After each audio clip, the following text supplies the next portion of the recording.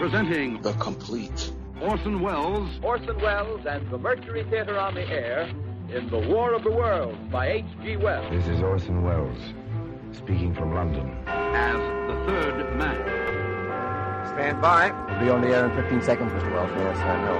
Stand by, everybody. Mercury Theater on the Air presents Orson Welles as Count Dracula in his own version of Bram Stoker's great novel, Who knows Dracula.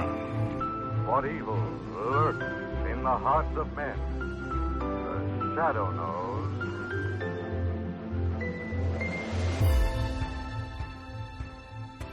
Hello world, welcome to The Complete Orson Welles, brought to you by Dwayne Old Time Radio. This podcast will feature various classic radio programs ranging mostly from 1936 to 1952 that Orson either produced and directed, was featured on, or starred as a guest. If you enjoy my podcast, you can subscribe to receive notifications of new posts. Subscribing is free and only takes a moment. New episodes are posted weekly. If inclined, please leave a rating and or review on your preferred podcast service. Thank you for your support. Hope you enjoyed the genius of Mr. Wells.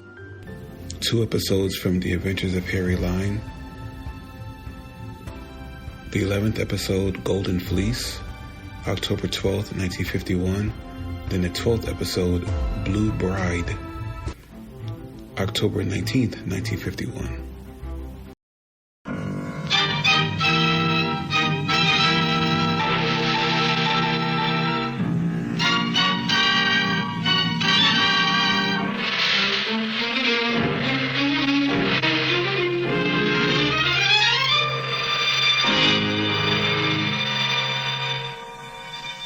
Presenting Orson Welles as the third man.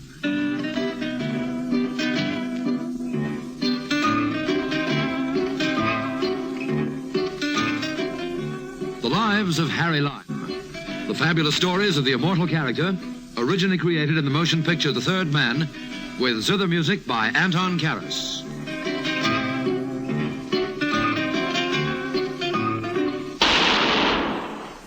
That was the shot that killed Harry Lime. He died in a sewer beneath Vienna. As those of you know who saw the movie The Third Man. Yes, that was the end of Harry Lime. But it was not the beginning. No. He had many lives. And I can tell you about all of them. How? Because my name is Harry Lime.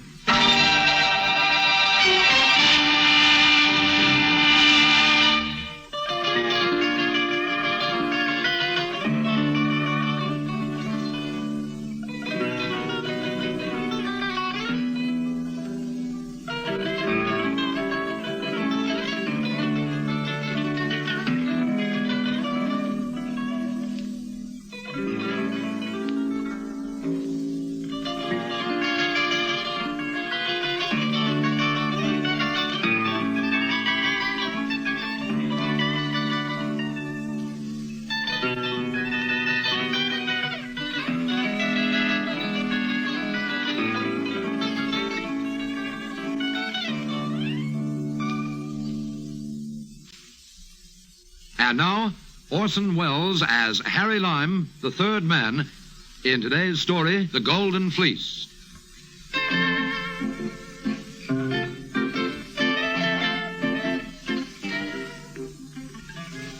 Well, it's a queer story, no matter how you look at it. It begins with a bullfight. It ends with a naval engagement on the China Sea. There's a woman in it, of course. Have another drink? All right, if you are. 2 gin slings, boy. Yes, sir. 2 gin slings. It all started in the little seaport of Algeciras. Like every other town in Spain, there's a bull ring there. I don't know how you feel about bullfights, but if it's Sunday in Spain, it's a little hard to stay away from them. A bullfight is to Spain what an opera is to Italy. It's the only thing in the country that starts on time. I'd been dawdling over my shellfish and beer, so when I got in for the second faena, Soldadito was in the ring. He was younger then and braver than he is now, but I've never been one of his fans. Too much ballet dancing for me and not enough bullfighting, but we won't go into that. I could talk about the corrida all night, but I promised you a story about adventure on the high seas. And it's beginning right now. Soldadito is dedicating the bull. He is paying this compliment to the lady who is seated next to me. For the first time, I glance at her, and the glance freezes into a stare. She has very dark red hair, very pale ivory skin, and very bright yellow eyes. I mean, really yellow, like a cat's. I won't dwell on her. I'd like to, but I won't. Suffice to say that this kid could stop traffic on the Indianapolis Speedway. The bullfighter turns, tosses his hat to her in the classical gesture over the shoulder, and moves out into the sunlight toward the bull. But as far as I'm concerned, the bullfight is over. You must watch the ring, senor.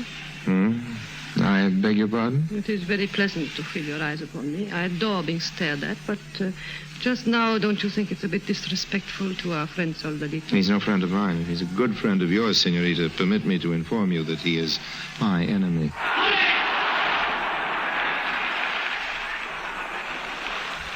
He's very graceful, don't you think? That was also a graceful speech, senor. No, I didn't hear it. I do not mean his dedication of the bull to me. No, I mean your little speech just now about his being your enemy if he's my friend. Thanks. I adore it when men fight over me. Senorita, fighting over you would be a pleasure. When do I begin? Whenever you like. Who shall I take on? The man or the bull? I think you need not bother about the bull. Look, Soldadito is about to make the kill.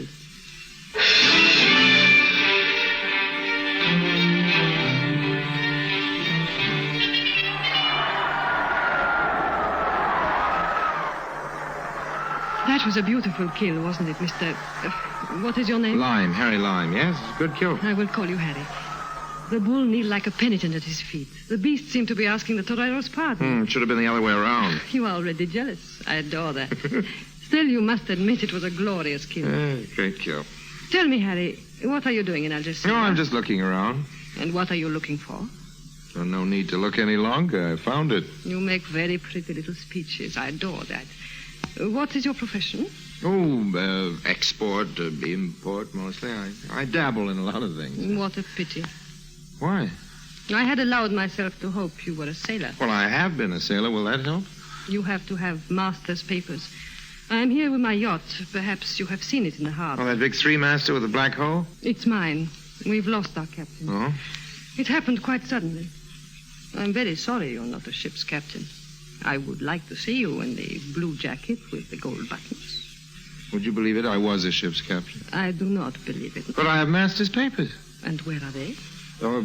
In Barcelona. Oh, that is a bore, because we are leaving tomorrow. Okay, I'll have somebody bring him down by train tonight. In other words, you want the job? In other words, I've got the job.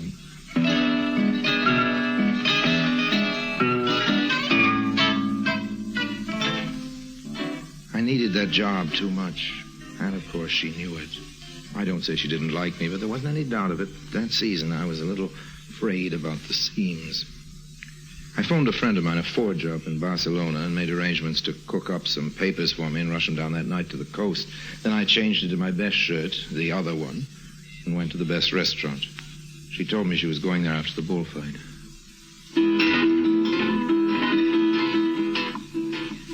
Good evening. Good evening. I'm sorry, but I just realized something. I don't know your name. You do not know the lady's name? You know Soldadito. Of course he knows me. All Spain knows me. But what is this man doing at our table? He doesn't know you. That's all right, old man. You can fix that. Introduce us. I am the Baroness von Gurnifald, but you will call me Nadia. Okay, Nadia.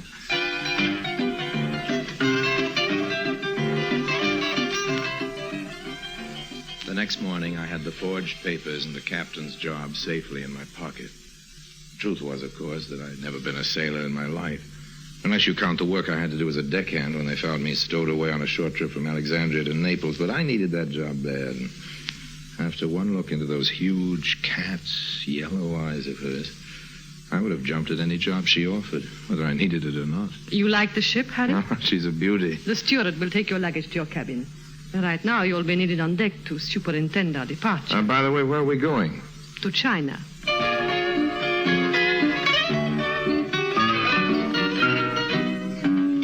Algeciras, Spain, to Hong Kong, China.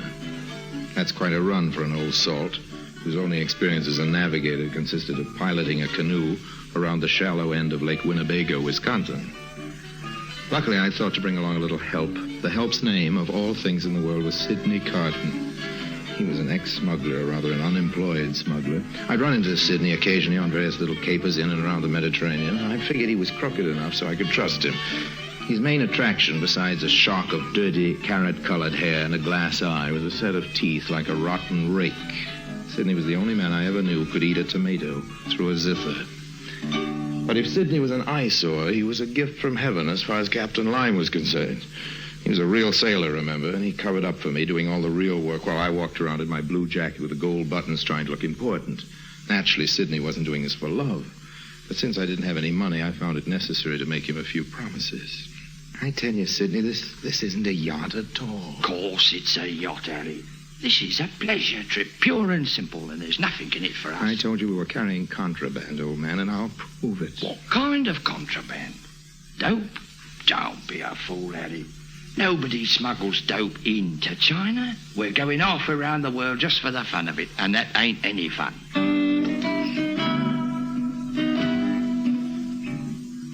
Why had I been signed on with so few questions asked? Why had we left so quickly? Above all, what had happened to the original captain? It was queer enough, all right. But I was not telling Sydney the truth when I claimed that this was not a pleasure cruise. It was a pleasure, believe me.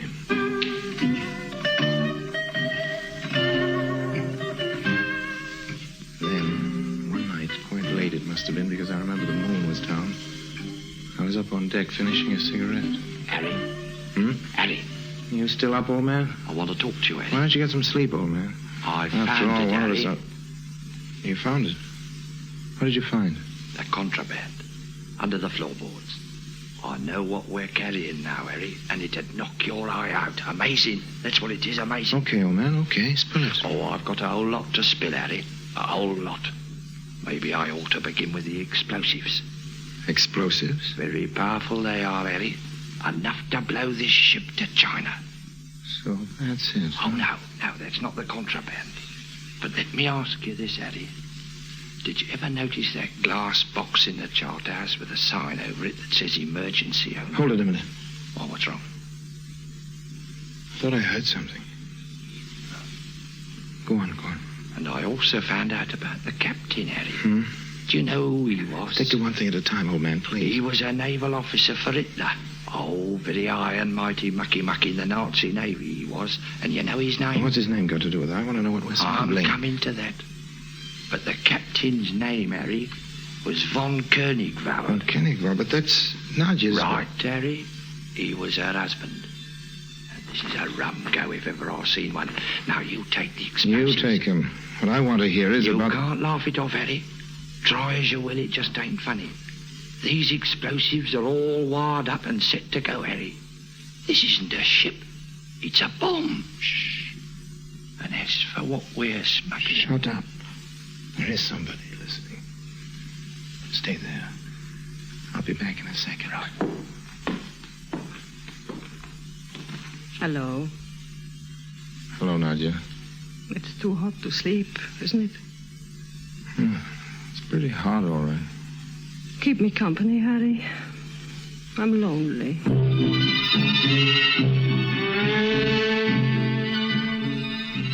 When I finally got to my own cabin, it was dawn. Didn't dare go looking for Sydney in any way. I was bone tired. They couldn't have let me sleep for more than an hour.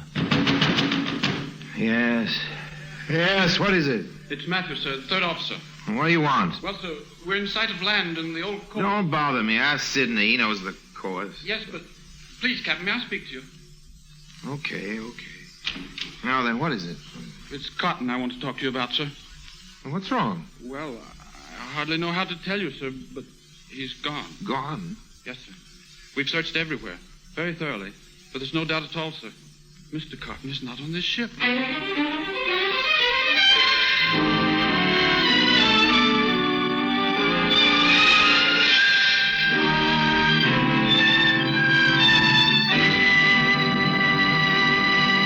Orson Welles returns in just a moment as the third man.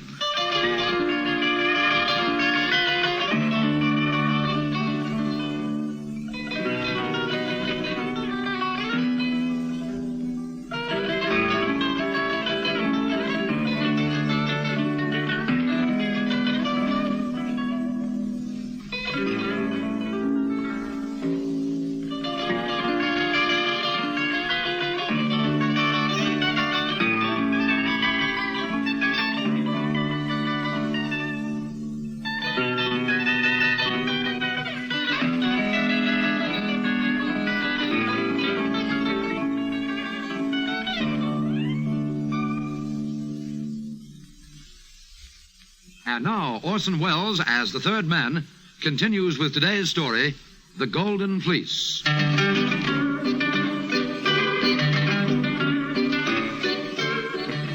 I still don't know how we made it into port. The trick was to keep that second mate from guessing that I couldn't tell the poop from a bosun's whistle.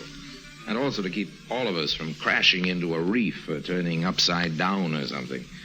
Luckily, a little boat came out to meet us with the harbor pilot. Seems that's the regular procedure. I was very grateful, I can tell you, to be spared the embarrassment of having to swim for it.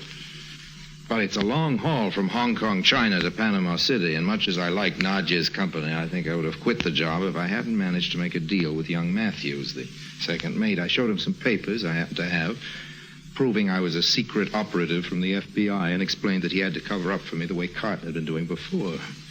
And by the time we got out of the canal on the Pacific end, I had everything pretty much under control. Would you like another drink?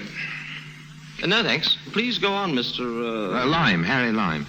You see, I've got a reason for spinning this yarn. We'll come to that in a minute. What happened to Carton? Well, Sydney? Nobody ever saw him again. Now, I'll skip the Pacific crossing now because nothing very important happened to us till we got to China.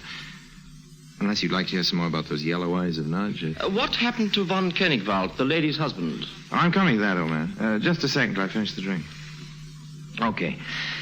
Well, it was late in March when we sighted Hong Kong. I'd learned how to imitate a sea captain by then, but I was more than a little anxious about my papers. There'd been a nasty moment or two in Tahiti, and I was afraid the British authorities might spot the forgery. They might even have gotten some wireless message about me by then, but I still didn't know the purpose of the trip, you understand. Sidney hadn't gotten around to telling me about what the contraband was before he disappeared. So my curiosity got the better of me as usual, and I stayed with the ship. Captain, there's a speedboat coming alongside on the port bow. It can't be the pilot. We've already taken him on. Could be the harbor police, sir. Isn't good. No, the speedboat is mine. Oh? You'll bring the ship into anchorage, Mr. Matthews, please. The captain and I are leaving now. We are? Where are we going, honey? I loathe that expression. Okay, Nadia, but you haven't answered my question. There'll be plenty of time for that on the way.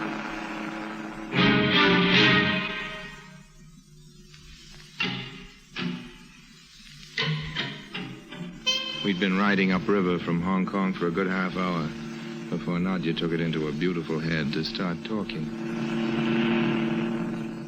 I'm taking you to meet a very important man, Harry. Huh? You'd better know his name. It's General Wei. A Chinaman? He is Chinese, yes. General Wei was governor of one of the largest southern provinces, but of course that was... Where are we meeting him? I think the mainland will be too hot for him now. The general will be waiting for us on the junk. A what? A Chinese boat. I hope you're hungry, because there's bound to be quite a feast. You mean to say we've come halfway around the world to keep a dinner engagement with a Chinese warlord? Ours has been a very serious mission, Harry. And before you meet the general, I think you should know the truth. So do I. The general is planning to retrieve the lost provinces. Luckily, he is a wealthy man and had many investments in Tangier. It was my mission to bring him some of his wealth, which will be needed in the coming war. I think you have guessed what happened to the Baron von Koenigwald. Yes, I think so. I think the Baron had a wife, and I think his wife bumped him off. Am I right, honey? Please call me Nadia. Okay, I think Nadia bumped him off. He was a greedy man. I had reason to suspect that he planned to take part of the gold for himself. Gold? Yes, Harry. Gold bars purchased in Tangier. That's why I couldn't tell you earlier. It would have been too much of a temptation. The ship is lined with gold. $500,000 worth. You know those Chinese ships? You know, the ones that look like some kind of cross between a Spanish galleon and a floating chop suey store? Pretty soon we came up to the biggest and gaudiest on the river. We were helped on board with a whole lot of Oriental fanfare, and I gathered that in a minute we were going to be presented to his nibs, the warlord himself. Nadia. Yes? There's just one thing I don't understand. No matter what price the old boy pays for that gold you brought him, I can't see why you bothered to cart it all the way across the Pacific. If you just told me before, I could have made a very nice deal for you in Mexico. I did not bring the gold here for the profit, Harry. Here he comes. Nadia, 1,000 welcome. Welcome to you, great one. All my gratitude. This is General Way, Mr. Harry Lime. Harry, may I present my father? I know you've heard about shark's fins and bird's nest soup, but I'll bet you never knew a Chinese banquet can last 7.5 hours. Well, this one did. With eating all the way. May I offer you some more ice wine, Captain Lime? Well, I'm afraid I've had too much already, General. I know this may sound a little rude, but I can't help wondering, is Nadia really your daughter? She is my only child. That's funny. She doesn't look very Chinese. No, Nadia's mother was a white Russian refugee. I met her in Chifu and made the mistake of marrying her. Nadia, however, is no mistake. She is my very precious jewel, Mr. Lime. And I thank you for taking such good care of her. Father, it's gone. Get the speedboat! What's happened? What happened? Boat, Harry, our boat with all the gold on it. It has vanished.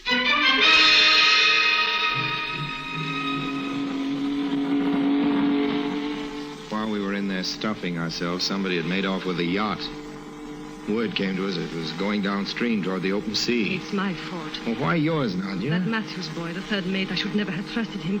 I should never trust anybody. But if you'd gone on stabbing your ship's officers and tossing him overboard, you'd have ended up without any crew. There she is ahead of us. Ahoy there, Golden Fleece! Come about and prepare to receive us on board! Can't you get any more speed, Harry? Well, I'm punching a hole in the floor as it is. Ahoy, Golden Fleece! This is your last chance!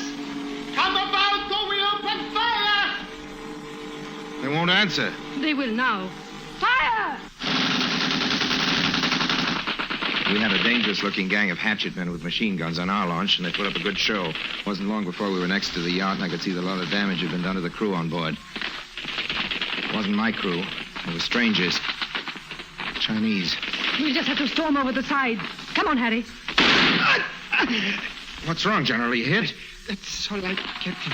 Just give me your arm. Okay. Here we go.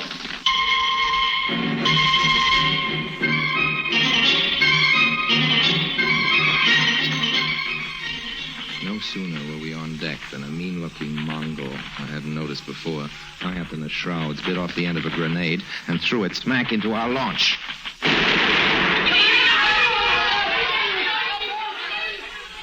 Well, there goes everybody on our side. I guess this is it, Nadia. Yes, Nadia, this is it. Hey, wait a minute. Uncanny. Don't worry, Nadia, I am not a ghost. Wait a minute, you're Nadia's husband. Yes, happily for me, I was not as dead as she thought I was when she pushed me into the sea. You should have remembered. I'm a good swimmer. Keep your hands in the air, please, all three of you. Hans, how did you get here? By plane. I couldn't guess your course, and it was the easiest way. I just flew to Hong Kong and waited for And now what are you going to do? I'm going to do unto others as they would do unto me, Captain. If you happen to remember any prayers, you'd better start saying them, all three of you. I'm wounded, Kennicott, and dying. It doesn't matter about me, but Nadia's... Father, I'm your true child. Do you imagine I would leave you now? This is all very nice and noble, but what about me? That's true, Harry. Hans, this man has done nothing to harm you. Let him swim for it. He knows about the gold, Nadia, and I prefer to keep that as my own secret. He also knows about something else, don't you, Harry? Carlton told me about it the night I killed him. What do you mean? There's a tiny glass window here by my hand. Carlton explained it to you. I heard him. The sign says for emergency only. Yes? Remember what he said, Harry. This isn't a ship. It's a bomb. Thanks, Nadia. God bless you. Shoot that man! It's no use, Hans. He's a good swimmer, too. Goodbye, Harry. Child. You gave me a ring, Father, with the seal of our family. I still wear it. It's enough to break a pane of glass. Goodbye, Harry. He's too far away to hear you. He will hear this.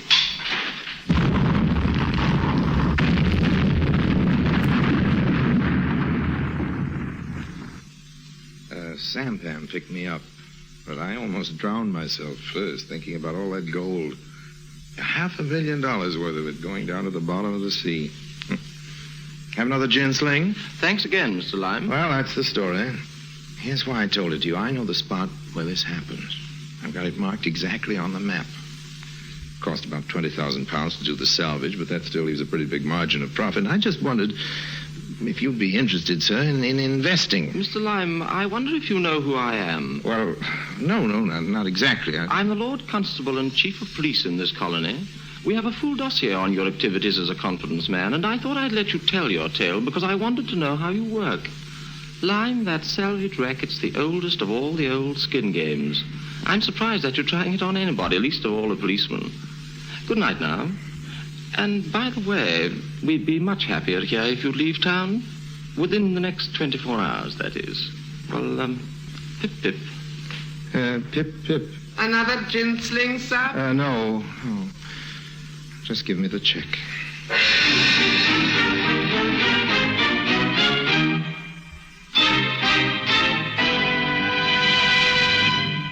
Harry Lime returns in just a moment.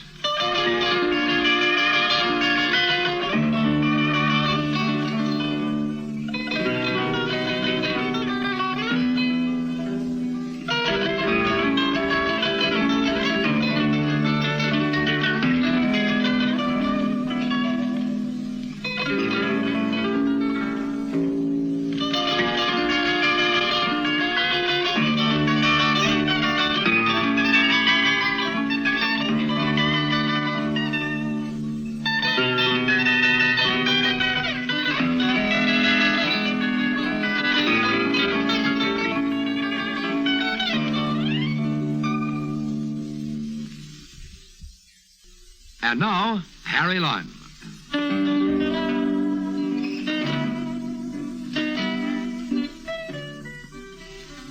Well, friends, I think you understand why I don't like telling that story.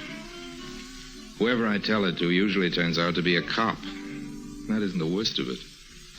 The worst of it is that it's true. Well, pip-pip.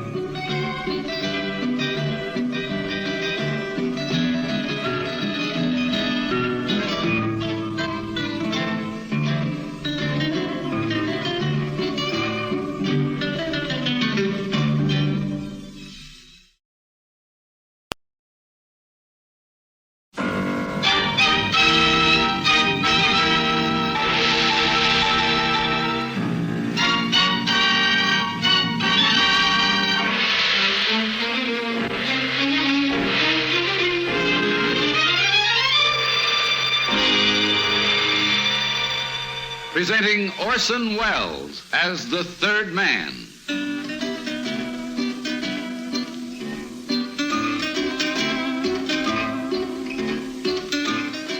The Lives of Harry Lime.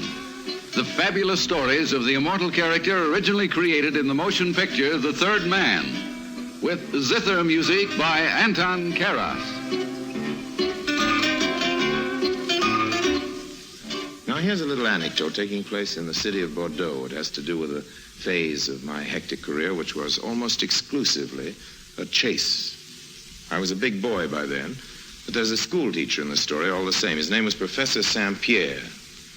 He didn't mean any harm. But he caused me plenty before it was over.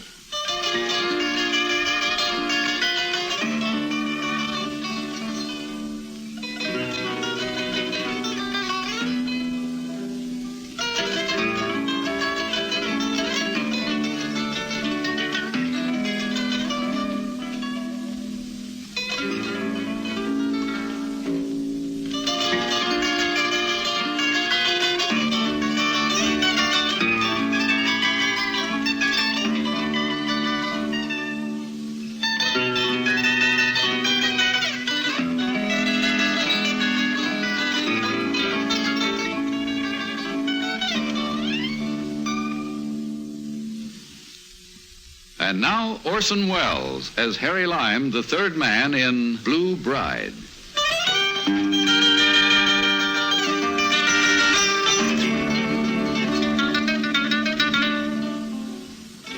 Now, this little cautionary tale took place a couple of years ago in the French port of Bordeaux.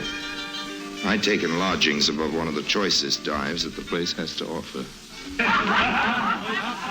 The proprietress was an enormous woman called affectionately by the sailors La Grosse Fifi, a formidable female if I ever saw one. I found the location a convenient base for certain of my business transactions. I'd circulated a rumor that I was writing a book about the waterfront. Unfortunately, St. Pierre got wind of it. Evidently, La Grosse Fifi mistook the little teacher for one of my clients and let him up. I was going over some accounts when there was a knock on my door. Who is it? It is I, Professor St. Pierre from the lycée. I desire very much to speak with you. St. Pierre? Who are you? Please, it is of the utmost importance. I will not take up much of your time. Okay. What is it? Those papers on your desk. Notes for your book, no doubt. Oh, yes. Matter of fact, they are. I'll just gather them up and put them away. Oh, no, please. I do not mean to interrupt your work, mon cher Dr. Lime. I have long thought that some scholar should write a book on the waterfront of our beloved Bordeaux. Such a wealth of material, the mixture of dialects, the different racial strains, the songs and stories of the sailors. I cannot tell you how happy I am that someone like yourself has the time to devote to this project. Well, that's very kind of you, I'm sure. Dr. Lime, with all the deference to a scholar like yourself, I must make a confession. I am only a humble teacher, but for many years I have dreamed of doing just what you are engaged in. Really? I have wanted to write a book about the waterfront of Bordeaux. Well, why don't you? I have neither the time nor the money. All winter I must teach at the lycée. During the summer months I act as a tutor to make a little extra. Oh, you do, yes. I would like you to have the use of these notes of mine here. I have them in my briefcase. Many hundreds of pages. You see, language is my specialty, and I have noted down specimens of all the different dialects to be found here. I see. I would like you to have them here. Well, I'm very indebted to you, Professor. Professor St. Pierre. Here is my card. Thank you. I'll return your notes when I finish with them. And now I hate to seem rude. Of course, I understand. You're anxious to get on with your work. What is that noise? It seems to be coming from over our heads. Sounds like someone on the roof. Making repairs, I guess. It seems strange to be making repairs at night. Are you sure it is? Yes, it's nothing to worry about, old man. Now, good night, Professor St. Pierre. You really must excuse me. Yes, of course. Yes. There is just one more thing. I hesitate to mention it. Qu'est-ce que c'est? The professor jumped out of the way just in time. The body of a man half fell, half jumped into the room, landing crumpled at our feet. Qu'est-ce que c'est? Qu'est-ce que c'est? Who is this man? It's one of the workmen around the place. I'm afraid he's been hurt. Yes, there is blood on his head. I think we should get a doctor. I wonder if you could... Yes, a doctor, of course. I will go right away. That's very, very good. I'll do what I can for him in the meantime. Thanks very much, old man. Good. Now, get up, you fool. You're not hurt. Raoul, you hear me? When I ran, they shot it. Are you hit? No, but just a cut from the glass. We'll fix it later. You'll live. Not that you deserve to. Fifi, viens ici. Que voulez-vous, monsieur? Come up here. Oui, chérie. Raoul's in here. Had a little accident. But how did he? The skylight. You will pay for the glass. Yes, I'll pay for the glass. He's dead? No, he's not dead, only resting. Now, here's what I want you to do for me. You know that little man who just left here? Oui, the little one. Yes, he's coming back in a few minutes, and you are not to let him in here. Do you understand? Oui, monsieur, I understand. Good. If he tries to come up again, I will crack a bottle over his head. Fifi, I adore you. right, Raoul. Now tell me what this is all about. Did anyone follow you? Yes, but I lost them 6 blocks away. I was afraid of the streets, so I took to the roofs. I had to hide somewhere, so I came here. You picked a fine time. What happened? Did you get into another fight? I told you, old man, any more brawling, and our deal is off. This time it was no fight. Barra knows about us. Barra? Commissar of Police. How could he know? Talk, you fool. Talk. Please, monsieur, do not shake me, my head. You'll be worse off if you don't tell me. How do you know Barrat knows? Are you sure? Oui, monsieur. I passed 45,000 franc notes myself. We have so many. Oh, no, please. It's that little Marianne. She kept wanting me to buy her. Here, I gave you orders that none of that money was to be used in France. But for a man to carry that much money around and not to be able to use just a little, I never thought. And today the shopkeeper turned in an alarm, and before I knew it, I am being chased. Listen, old man, another stunt like this, and the police won't have to chase you. Now get out. I'll call you when I want you. Go over and wash the blood off. Barra, the only man I really was scared of in the whole city of Bordeaux. Barra, the young, dynamic commissar of police. He had a reputation for tenacity and integrity, which made jobs like mine very far from easy. You see, I was in competition with the French government. We were both printing money. I was selling my currency to sailors and traders on the way to French West Africa, where chances of detection were much less. In a few days, I had an appointment with a trader on his way down there, which promised to be my biggest deal. But how much did this man Barra know? I had to find out. I made some inquiries.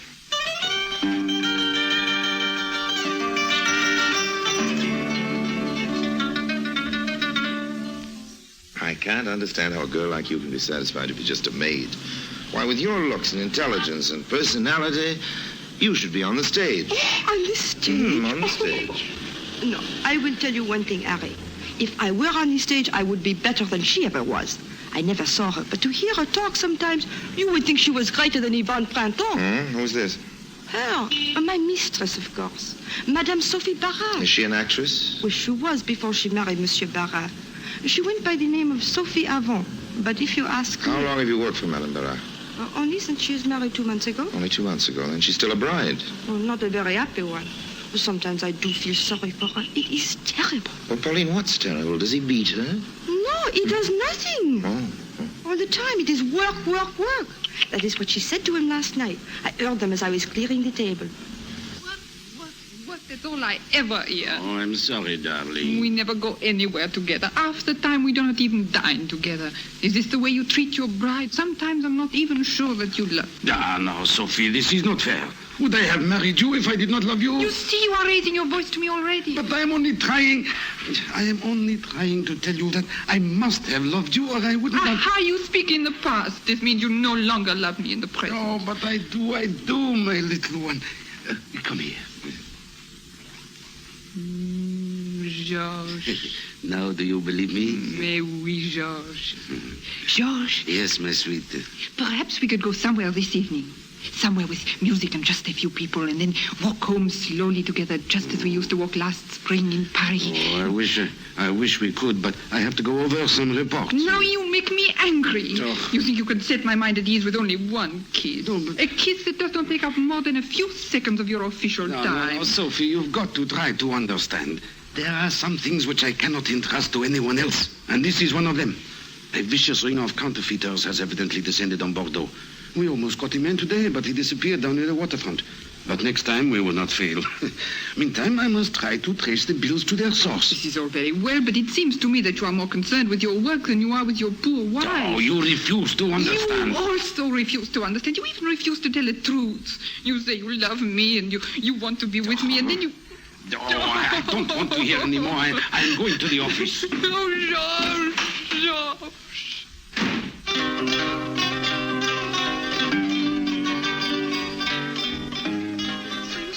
Harry. I hope you never treat me like this.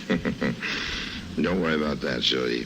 You do not find this a depressing marriage? No, I can't say that I do. In fact, I find it quite inspiring. You have a good ear, Pauline, old girl. I could almost hear them talking. Well, listening is the only thing that makes it interesting to be a maid. You know, you're a very bright girl, even brighter than I thought. Supposing I put you and your packages into a cab from here. Taxi! Oh, but maids do not ride in cabs. Oh, they do when they have money. Here, close your warm little hand around this. Oh, Harry, so much. Not as much as you deserve. Au revoir, my dear. Keep those pink little ears open, and tomorrow, if you have some information for me, I'll give each one of those pink little ears a little kiss. Oh, Harry.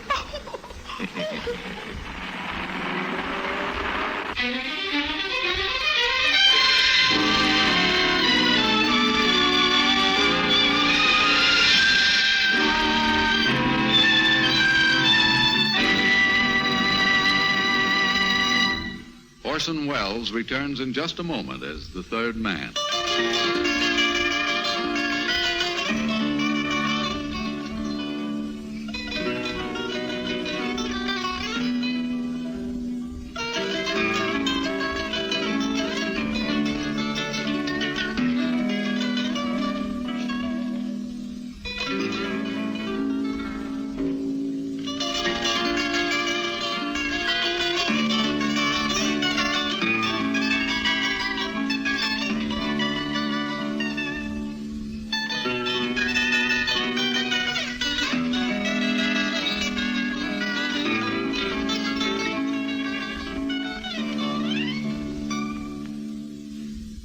And now, Orson Welles, as the third man, continues with The Blue Bride.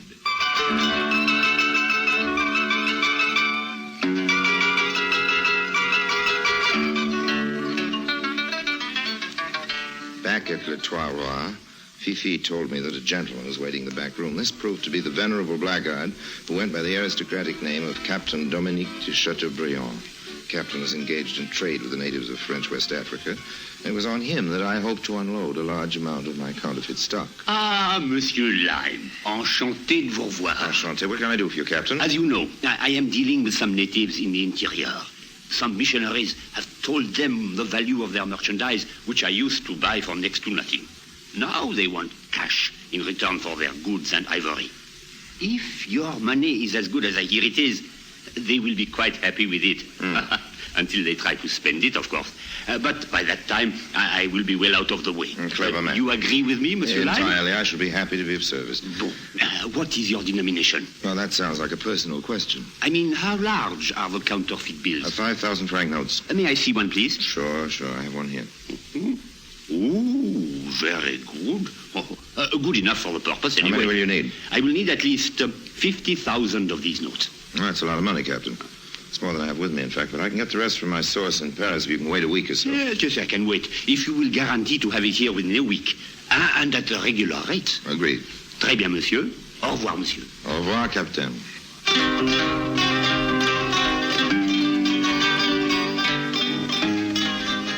For this big deal in the offing, it became necessary to throw Barras off the trail for at least a week or so.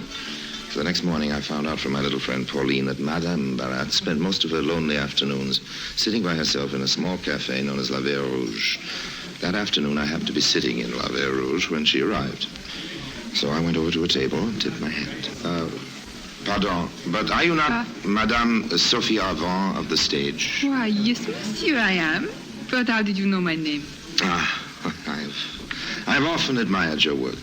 Yes. But alas, I never had the courage to come backstage and meet you much as I wanted to. Well, this is marvelous. To find someone who actually remembers my name and face. Well, it's not a face to forget easily, Mademoiselle Avant. I am Madame now, Monsieur. Madame Barras. I beg your pardon, I did not know. Oh, that's quite all right. Won't you sit down? Well, just a minute, yes, if I'm not intruding.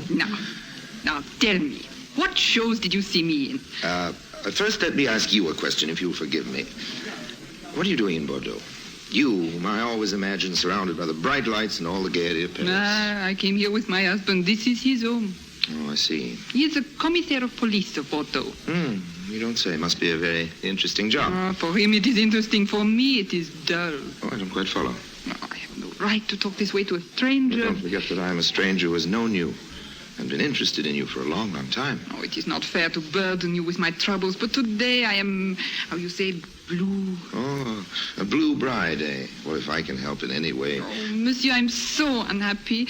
I do not know what to do or where to turn. Are you sure your husband loves you, madame? Oh, yes, I'm sure of that. And I know I love him, but unless something is done right away, the marriage will not last. Does it mean enough to you to try to save it? Oh, yes. Well, you're young and beautiful.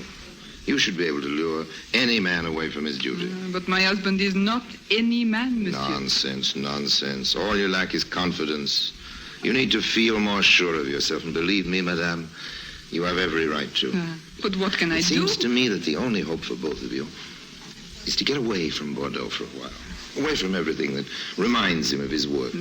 Surely he has competent assistants to whom he could turn things over for at least a week or so. I don't see how I can get him to come away. We have even had to postpone our honeymoon last spring because he was so busy. Well, then there's your answer. A honeymoon trip. And the sooner the better. But I know he won't leave his work, especially right now. He will if you force the issue once and for all. And if his marriage means anything to him. What do you mean, force the issue? I mean, suppose you packed your bags. We're ready to leave, with or without him. Tell him if there's no honeymoon, you're on your way back to Paris for good. In a day or so, you and your husband will be enjoying a nice little cruise somewhere, believe me. That sounds wonderful. How I wish it could come true. Well, it can come true.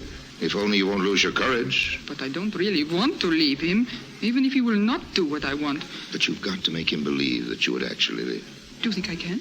My dear Sophia, you are an actress, are you not? Of course I am. Of course you I'll are. do it. I'll do it this very evening. Oh, monsieur, I can't tell you how grateful I am to you. Oh, please. And now I must go home and make preparations. Look out, it started to rain again. Do you have an umbrella? Oh, no, I ran out of the house without one. Here, take mine. Oh, no, I couldn't. I insist. Oh, thank you, monsieur. You are a true friend. Au revoir. Au revoir, madame. And I wish you both much happiness.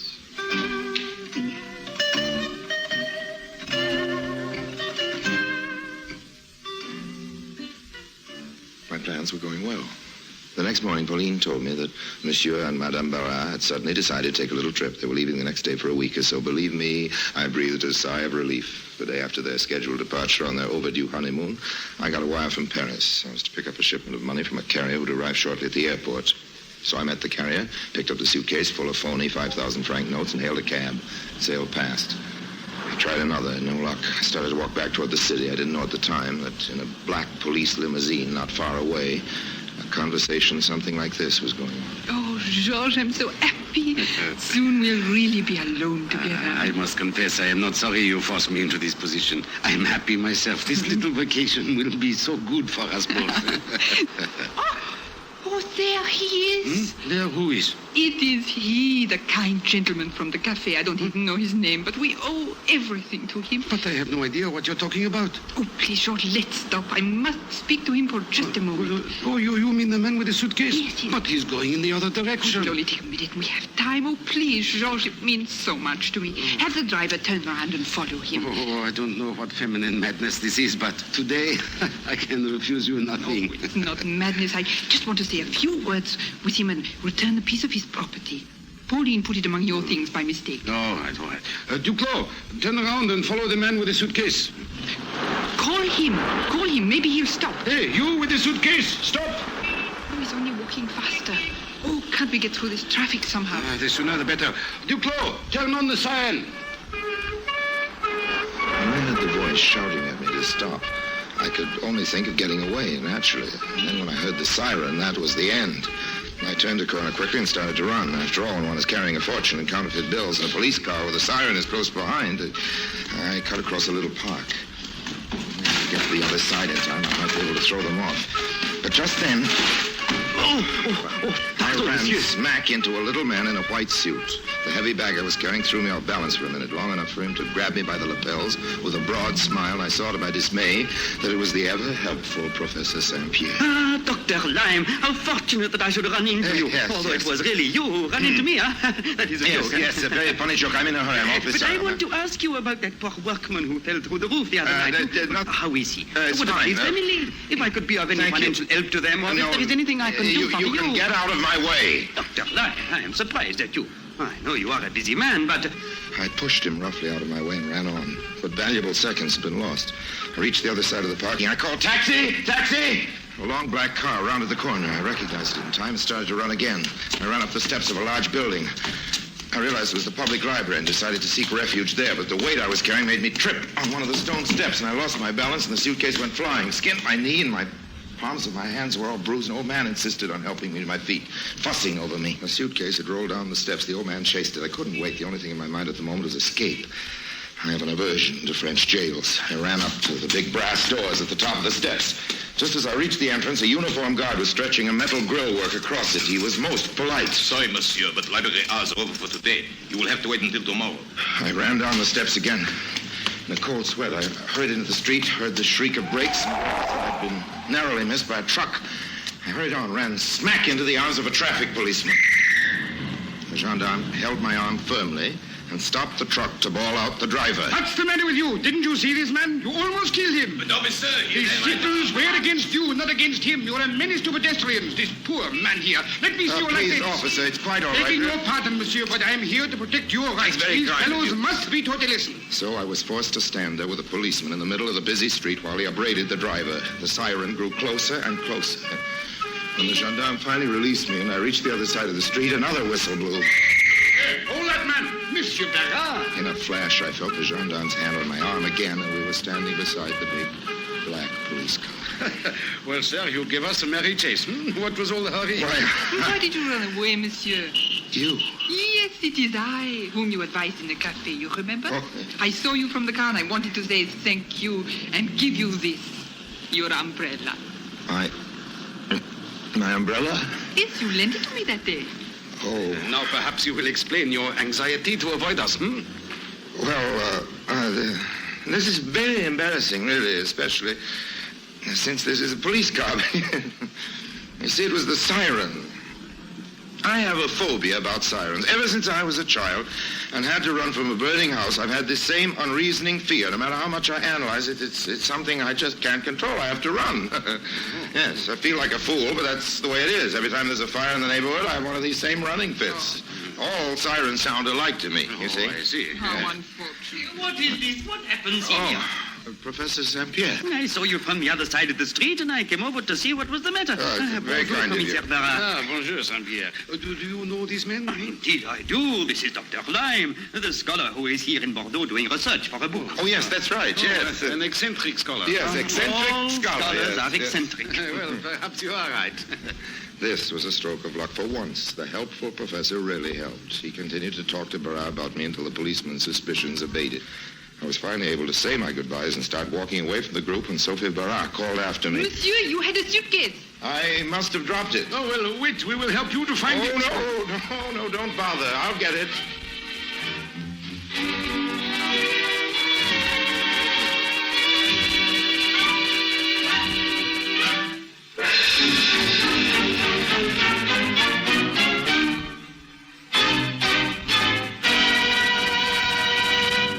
Harry Lime returns in just a moment.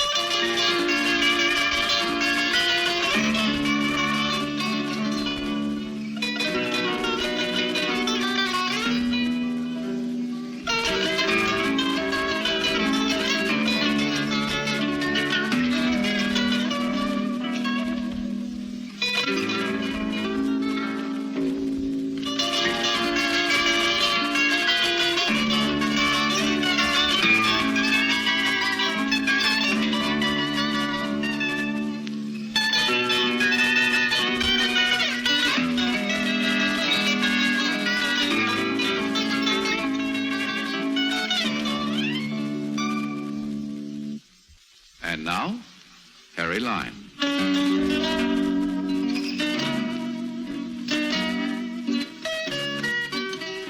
By this time, I was running again. I glanced back over my shoulder just in time to see the old man gesticulating excitedly over the suitcase and holding up a fat packet of franc notes. I can imagine that Barras' fury when he realized that he let the prize slip through his fingers was equaled only by Sophie's when she realized the identity of her friendly family counselor. I wonder whether she ever got her honeymoon. I heard the siren again in a few seconds, but this time I made good my head start.